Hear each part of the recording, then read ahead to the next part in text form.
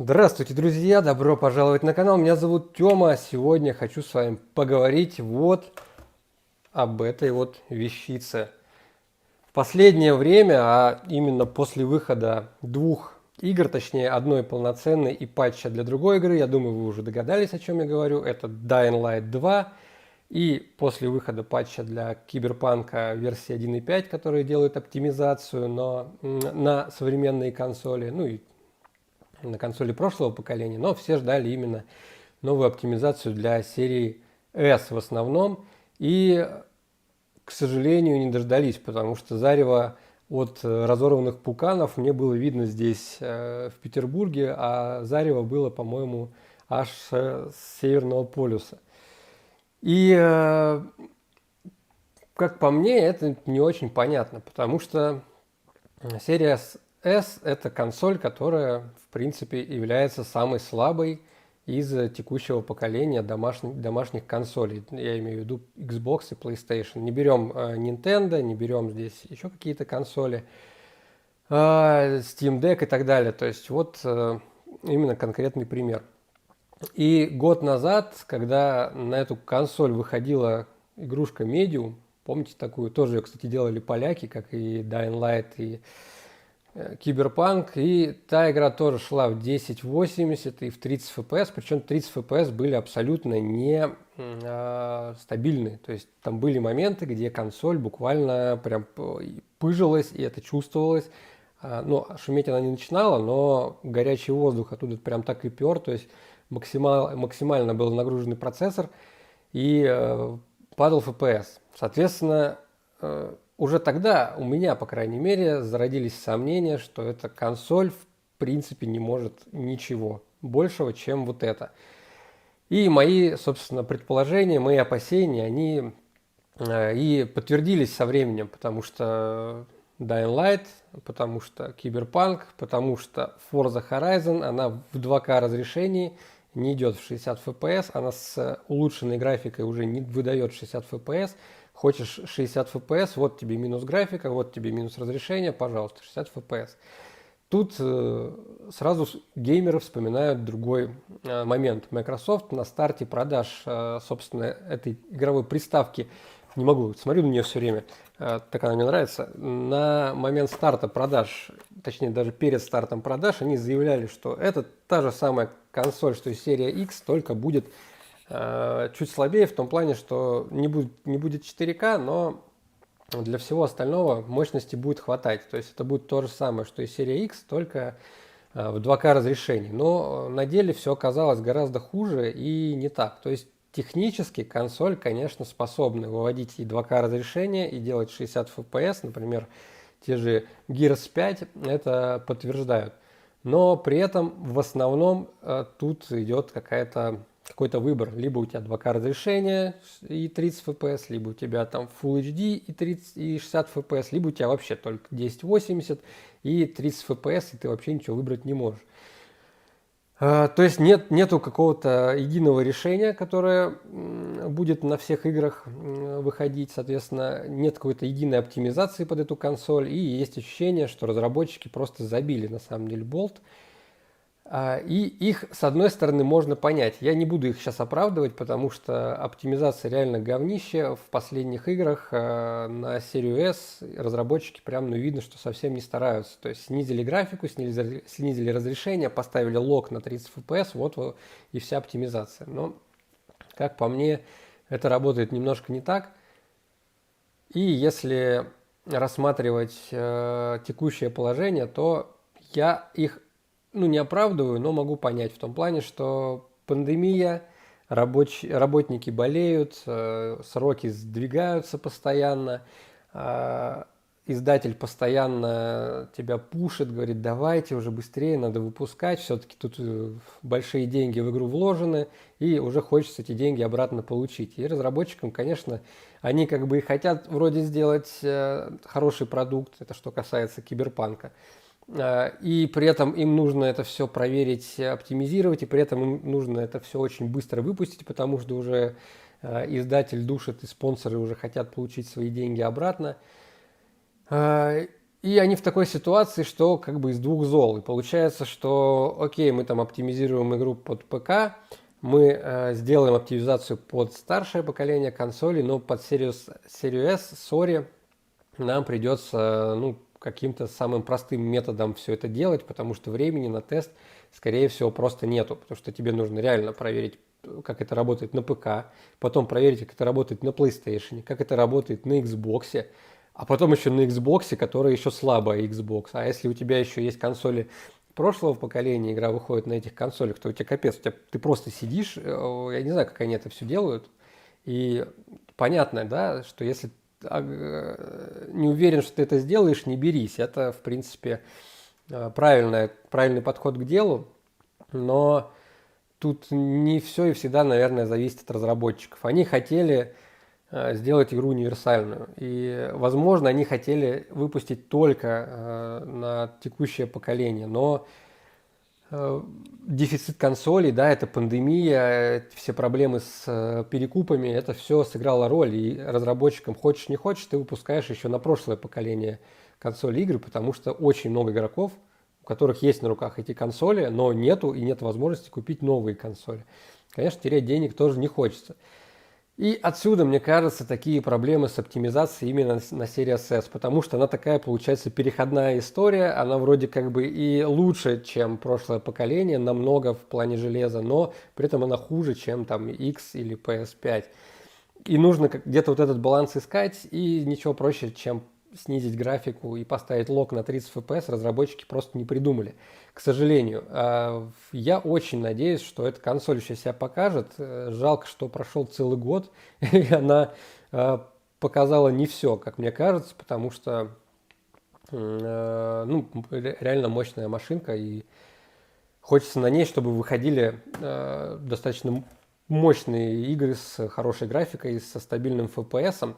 Но прежде чем мы будем с вами страдать и расстраиваться из-за того, что игры не оптимизируют, давайте вообще подумаем о том, хотим ли мы, давайте вообще подумаем о том, стоит ли нам что-то требовать от этой приставки.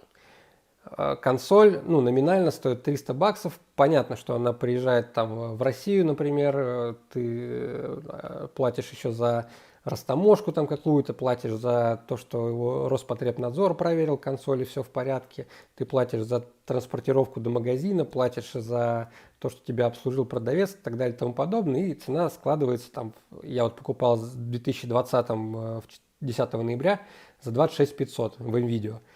Сейчас она стоит там в районе 32-33 тысяч уже в том же МВидео. И это самая дешевая консоль. Давайте начнем с этого. Она дешевая, она маленькая, она красивая, и она мощная. Но при этом она, конечно, намного слабее, чем серия X и PlayStation 5. И дешевле. И мы, соответственно, не можем от нее требовать того же, что делает, что происходит с играми, да, на серии X. Это невозможно требовать, она слабее, мы это понимаем. И относиться к ней как к консоли, которая должна выдавать тебе 60 FPS везде, которая должна тебе выдавать всегда 2К разрешения, как по мне, это тупо. Просто потому что я уже объяснил эту причину. Разработчикам будет лень это все делать, а во-вторых, эту консоль покупают те люди, которые не планируют видеть 60 FPS и 2К разрешения. Эту консоль покупают те, кто планирует просто поиграть. Те, кому не нужна какая-то сверхграфика, кому не нужна плавная эта анимация. Для тех, кто просто играл всю жизнь, там, вот как я на PlayStation 4, там эти 30 FPS только по праздникам было, и то не во всех играх. И когда я купил себе серию S, я понял, что, это так круто, когда у тебя просто стабильный FPS. Это нереально круто. И мне не нужно было ни 60, вообще ничего не нужно было. Да, я поиграл там в Forza 4, я поиграл там в Gears of War, понял, что 60 FPS это реально круто. Но у меня есть компьютер, который тянет те же самые игрушки с выше фреймрейтом. И Xbox этот я брал просто, чтобы не париться, чтобы я купил игру, она сразу установилась, и я сел на диване перед телевизором играть, и хрен с ним, что в 30 FPS. Я буду получать это удовольствие. Вот такой вот я нетребовательный игрок, по сути. То есть это консоль в первую очередь для нетребовательных игроков. Дальше. Это консоль для детей, в том числе, потому что это отличный подарок для ребенка на Новый год, на день рождения. Эта консоль вышла перед Новым годом практически, перед Рождеством, то есть разработчики планировали, что эту консоль будут покупать и дарить своим родным, ну, например, детям, да, на эти праздники. Поэтому эта консоль, она не рассчитана на каких-то супергеймеров, каких-то хардкорных вот этих вот, которые там за каждый пиксель готовы убить и в комментариях там со слюнями доказывать, что, блин, там прорисовка не такая, там пиксель вот этот вот больше, чем этот, и вообще не то и не сё, и говорят 2К разрешение, но там не 2К, там динамическое, вообще все не то, все говно, все жопа. И вот эти игроки, конечно, они, блин, не получат никакого удовольствия от этой приставки. Но почему-то эти игроки ее купили. Возможно, может быть, не все, кто ее хейтит, ее купил. Но есть те люди, которые ненавидят, и при этом они ее купили. Спрашивается, нахрена вы ее брали? Вы знали, прошел год, вы ее купили, и теперь возмущаетесь, что она у вас там не тянет в 60 FPS. Вы что, ну вы сдурели? Год назад уже было понятно, что она тянуть не будет. Эта консоль не для вас. Это консоль для обычного геймера. Для, не знаю, для фифера. Вот любит человек играть в фифу. Нахрен ему покупать серию X, когда есть отличная серия S. Игрушка работает в 60 кадров, хорошее разрешение, хорошая графика. Работает точно так же, как на старшей консоли. Нахрена тебе брать X, да? Ты возьмешь S-ку, и ты не будешь париться. Ты играешь в Fortnite, World of Tanks, клаву с мышкой подрубил, вот тебе игровой компьютер. Понимаешь? Но эта консоль не для того, кто хочет видеть графику, не для того, кто хочет видеть 60 FPS в играх стабильных во всех. Просто это невозможно. Не будут разработчики заморачиваться и делать тебе в каждой игре 60 FPS. Они сделают тебе 60 FPS, ты будешь ныть, что у тебя разрешение 1080. Они сделают тебе лучи рейтрейсинг, ты будешь ныть, что у тебя разрешение динамическое, как в Metro Exodus, которое просто падает. Ты будешь ныть, что у тебя просто текстуры говнище натуральное. Ты все равно будешь ныть. Да, ну не ты конкретно, который меня слушаешь, а ты, который уже ненавидишь эту консоль. Ты в любом случае будешь чем-то недоволен. Тебе все время будут чем-то не угождать. Я уверен, что зайди в какую-нибудь ветку Xbox Series X, ее тоже будут поносить, как и серию S бедную. Тоже будут говорить: о, обещали 4К 60 FPS, новое поколение консолей, это не новое поколение консолей. Да, блин, да, я об этом говорил год назад. У меня есть видос, кстати. Я там, ну, реально год назад, если кому-то интересно, вот здесь сейчас вылезет ссылка, можете посмотреть. Я бомбил с того, что появилось новое поколение консолей, а по сути какого-то прорыва, скачка нет. Мы не получили по-настоящему новое. Мы получили просто чуть-чуть улучшенное старое. И что серия S, что серия X это доказывает. То есть у нас, во-первых, на старте не было тайтлов next-геновых, да, это были все переходные игры. И первая такая Next Gen игра, можно сказать, которая вышла только на серии S и серии X, это Medium, она показала себя как-то средненько. Если на серии X картинка еще более-менее красивая, на серии S вообще как бы беда. Бедой в этой игре. Вот, и я возмущался тогда тоже, говорил, что, блин, ну нету Next Gen, где эти прикольные ощущения от чего-то нового, все старое. Какой-то более-менее плюс-минус Next Gen, и то с натяжкой очень большой принесла только PlayStation, Sony. Они сделали геймпад с этими курками прикольными, они сделали на старте какие-то тайтлы, да, там, по-моему, Demon's Souls, это дополнение для Человека-паука. В общем, были какие-то игры, которые в какой-то степени показывали мощь, раскрывали новую консоль, можно было ощутить, как-то понять, что это действительно какие-то новые ощущения от игры. Xbox, к сожалению, этого вообще не предложил. Даже контроллер, он такой же, как и был на Xbox One. Единственная кнопка появилась, да, и разъем Type-C. И вот и весь Next Gen. И требовать от этой консоли чего-то вообще сверхнеординарного, если честно, как по мне, это странно. Поэтому, ребят, снимайте свои розовые очки.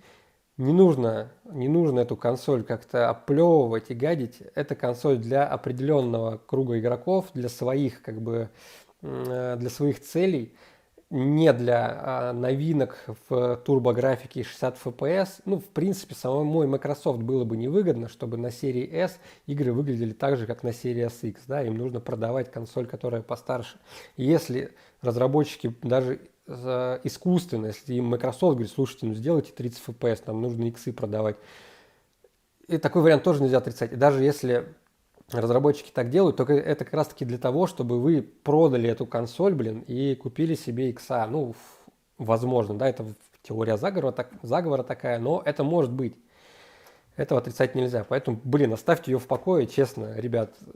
Консоль отличная. Я на ней уже год играю, радуюсь. Я уже куча игр на ней прошел, Киберпанк просто вдоль и поперек пройден, там уже часов 70 или 80 наиграно у меня на ней. Кстати, с патчем 1.5 стало хуже работать на серии S Киберпанк, но это другая история. Пройденная куча игр из Game Pass, так как я там в свое время пропустил много-много игр, для меня эта консоль стала просто возвращением вот этого вот наверстыванием упущенного. Я вообще не пожалел ни дня, что владею этой консолью, но обязательно потом обновлюсь, точнее куплю себе PlayStation 5, чтобы у меня была возможность играть какие-то эксклюзивы от Sony и просто наслаждаться вот другими играми на серии S. Хотя, конечно, я, возможно, и передумаю играть в серию S после PlayStation 5. Ну, поживем, увидим. Друзья, у меня на этом все. Спасибо, что досмотрели этот ролик до конца. Надеюсь, я никого не обидел. Ну, я и не старался никого обидеть. И вы сделаете правильный выбор. Если вы еще не купили консоль, вы, пожалуйста, оцените, нужна ли вам эта серия S. Просто про себя проговорите вопросы, которые, ну, ваши потребности, да, у вас есть же какие-то потребности, там, вы хотите хорошую графику, да, нет, вы хотите стабильные 60 FPS, да, нет, вы там хотите, я не знаю, дисковод, да, нет, вы там хотите больше объем памяти, да, нет. Как только вы на все это ответите и увидите, что у вас, например, больше да, чем нет, значит берите серию X. Если у вас больше нет или какое-то компромиссное готовое решение выбрать, то рассматривайте, пожалуйста, серию S, она вам точно понравится. Ладненько, спасибо большое за просмотр. Всего доброго, до новых встреч, пока-пока.